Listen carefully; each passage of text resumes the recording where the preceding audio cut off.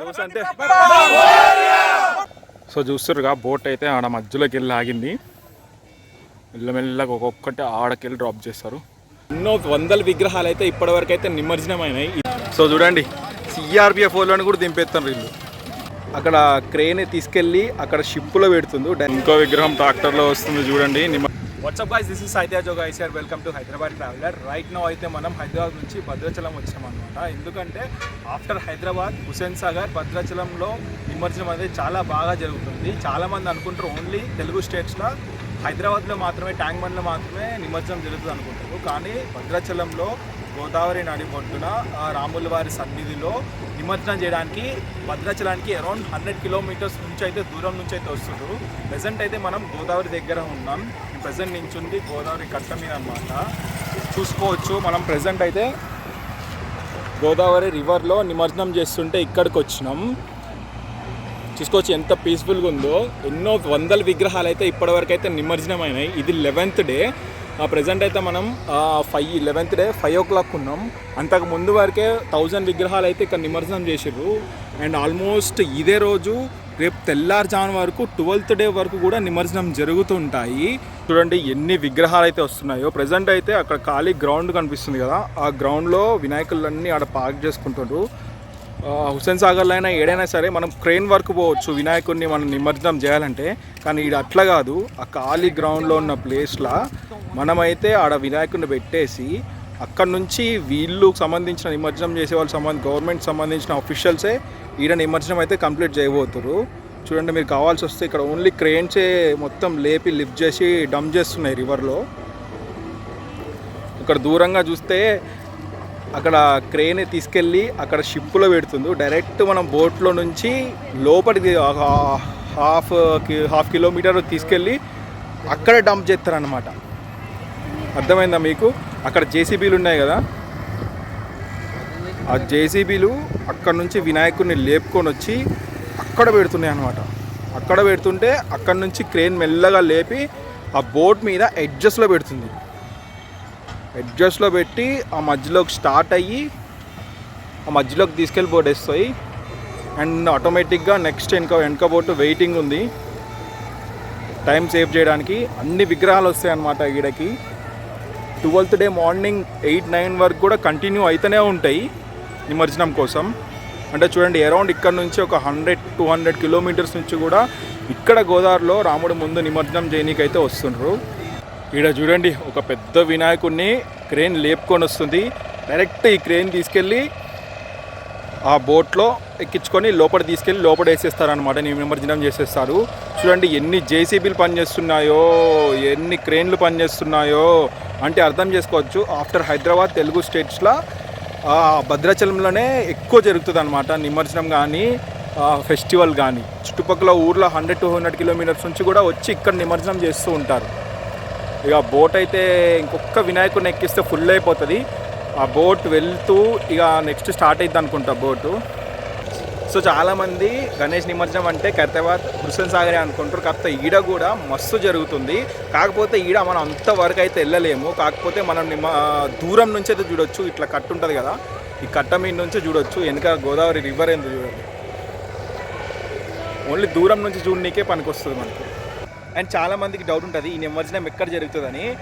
కళ్యాణ కట్ట ఉంటుంది కదా భద్రాచలంలో, ఎక్కడైతే స్నానాలు చేస్తారో కిందకు మెట్లకు దిగుతారో అదే కట్ట నుంచి కొంచెం మీరు ముందుకు వస్తే ఒక 100-200 మీటర్స్లో ఈ నిమజ్జనం కార్యక్రమం అయితే కనిపిస్తుంది. ఒకవేళ ఫ్యూచర్లో మీరు రావాలి అనుకుంటే ఫ్యూచర్లో 11th డే వస్తే మాత్రం అదిరిపోయే రెస్పాన్స్ ఉంటుంది. మీకైతే కళ్ళు విందు ఉంటుంది. ఎందుకంటే మీరు ఎప్పుడు ఒక గోదావరి రివర్లో కానీ పెద్ద పెద్ద రివర్స్లో నిమజ్జనం చేసింది చూసి ఉండకపోవచ్చు.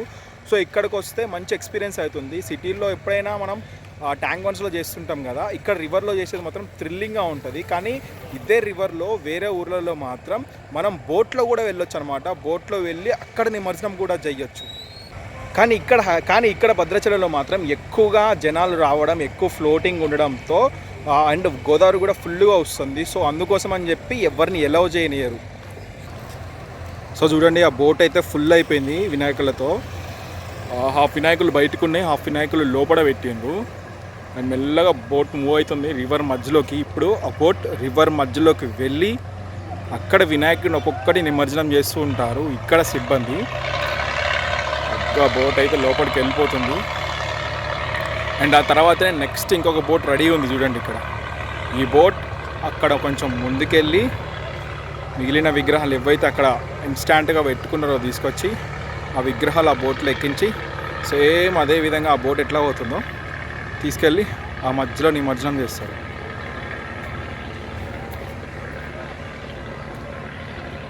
చూడండి ఏ విధంగా మధ్యలోకి పోతున్నారో. గోదావరి అయితే ఫుల్ ఉంది, ఫుల్ అంటే ఫుల్ ఉంది. అటు ఇటు టచ్ అవుతుంది. ఆల్మోస్ట్ ఒక 30 ఫీట్ ఉంటుంది అన్నమాట.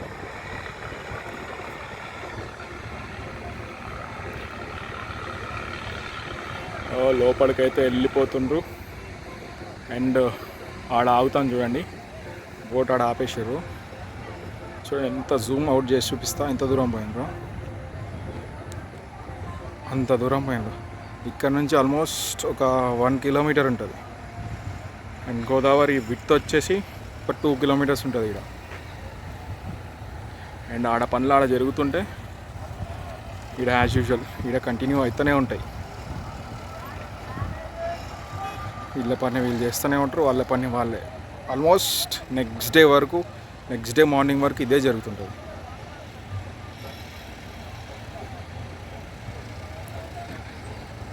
సో మెల్లగా ఒక్కొక్క డ్రాప్ చేస్తారు చూడండి. ఒకటి డ్రాప్ చేసిండ్రు, నెక్స్ట్ ఇంకో దాన్ని డ్రాప్ చేస్తారు.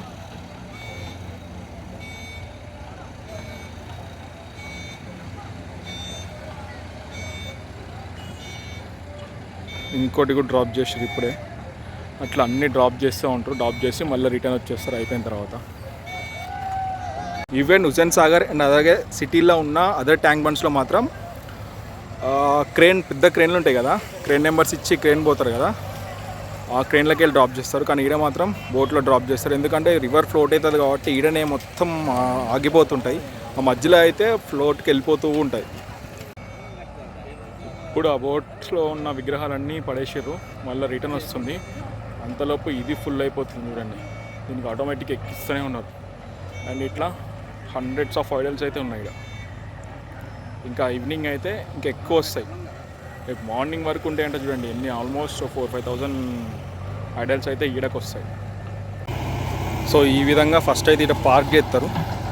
ఇందాక చూపించిన కదా, ఆడకెళ్ళే దూరం ఉంది కానీ ఇక్కడికెళ్ళి జర క్లోజ్ వచ్చినాం మనం. ఈడ విగ్రహాలన్నీ ఇట్లా పార్క్ చేసి ఆల్మోస్ట్ ఇప్పుడు నా కళ్ళ ముందే ఒక 100 చేసిర్రు.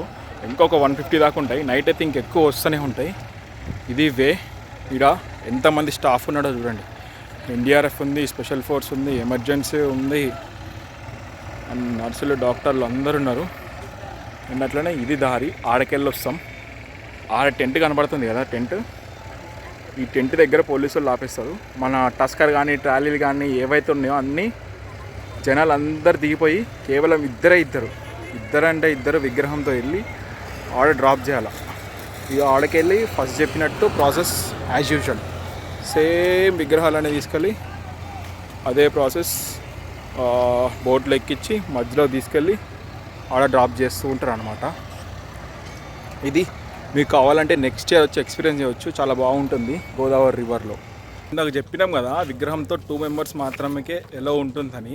ఇప్పుడు ఒక ఎగ్జాంపుల్ చూపిస్తా చూడండి. ఇప్పుడు ఒక విగ్రహాన్ని అయితే నిమజ్జనం చేయడానికి కొంతమంది పీపుల్ వచ్చారు. వీళ్ళు సిఆర్పిఎఫ్ బెటాలియన్ వాళ్ళు, అంటే ఇక్కడ భద్రాచలంలో ఒక బెటాలియన్ ఉంటుంది, వాళ్ళు వచ్చారు. సో వాళ్ళది ఎట్లా నిమజ్జనం చేస్తారో అనేది చూపిస్తాం. సో చూస్తారు కదా వీళ్ళందరూ సిఆర్పిఎఫ్ బెటాలియన్ వాళ్ళు. సార్ వాళ్ళు అయితే మనకు పర్మిషన్ ఇచ్చారు వీడియో దీనికి. చూడండి 212 బెటాలియన్ భద్రాచలం యూనిట్ వాళ్ళు వీళ్ళంతా. సో జై బోలో గణేష్ మహారాజ్ కి అగ్గ జోస్ అంటే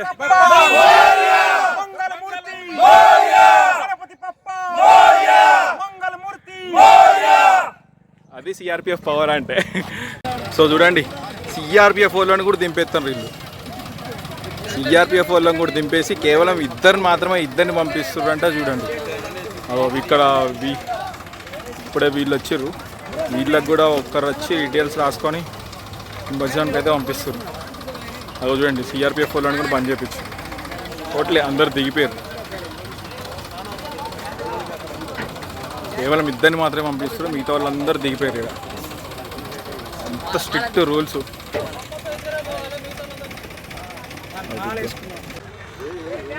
ఇట్లా ఎందుకు చేస్తారంటే ఇక్కడ హెవీ క్రౌడ్ వస్తుంది కాబట్టి ఇంతమందిని ట్యాకిల్ చేయలేరు పోలీసు, ఇక్కడున్న పోలీస్ అయితే. సో దానికోసం అని చెప్పేసి ఇద్దరే ఎలవ్ చేస్తారు. ఆ వెహికల్ ఆడను దింపేసి మళ్ళీ రిటర్న్ వచ్చేయాల్సిందే వెంటనే. నిమజ్జనం అయ్యేసేపు ఉంటాం, క్రేన్ దగ్గర పోతాం గీతాం అంటే ఏం నడవట్లే ఇక్కడ. చూసిరుగా సిఆర్పిఎఫ్ వాళ్ళనే బయట డ్రాప్ చేసి పడేసి ఇద్దరినే పొమ్మన్నారు. అంత స్ట్రిక్ట్ అయితే ఫాలో అవుతారు ఇక్కడికి. సో ఇది ఇవాళ వీడియో అనమాట. నేను మా తమ్ముడైతే వచ్చినాం, మా తమ్ముడు పరిచయం చేసుకున్నాం. తమ్ముడు హాయ్ చెప్పురా. గట్టిగా రా. Hi friends. తమ్ముడు నీ పేరు చెప్పురా. నా పేరు పన్నీర్ సాయి. ఆయనకు కూడా తమ్ముడు హాయ్ చెప్తాను. తమ్ముడు నీ పేరేంటి తమ్ముడు? ప్రకాష్. ఓకే, ఇది ఇవాళ వీడియో అనమాట. సో హైదరాబాద్ నుంచి భద్రాచలంకి ఎట్లా రావాలి, ఇక్కడ ఏ ప్లేసెస్ ఉన్నాయి, ఏ ప్లేసెస్ ఎక్స్ప్లోర్ చేయాలి, ఎంత ఖర్చు అవుతుంది అన్న విషయాలు నేను నెక్స్ట్ వీడియో అప్లోడ్ చేస్తాను. టెంపుల్ని ఎట్లా విజిట్ చేయాలి, ఆడకెళ్ళి ఇంకా వేరే ప్లేసెస్ ఏమున్నాయి అన్న విషయాలన్నీ నెక్స్ట్ వీడియోస్లో చెప్తా. వీడియో నచ్చితే ఒక లైక్ చేసి మరిన్ని వీడియోస్ కోసం మన ఛానల్ని సబ్స్క్రైబ్ చేయడం మాత్రం మర్చిపోకండి. Thanks for watching our video.